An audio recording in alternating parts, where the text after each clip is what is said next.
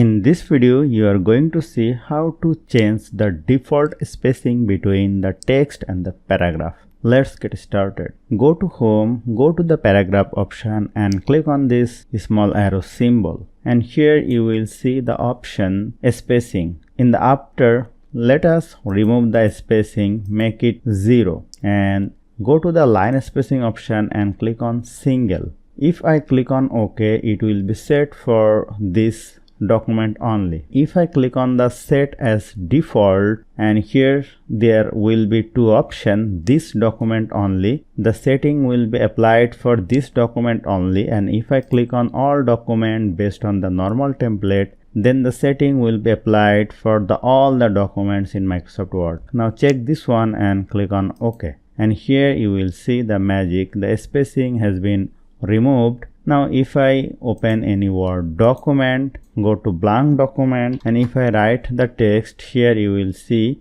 I have changed the paragraph spacing and the line spacing. If I want to change it again, go to over here and increase the spacing from here very easily and set as default all documents and click on OK. So hope you found this video helpful. If you like this video, please share this video with your friends and family and don't forget to subscribe. Thank you.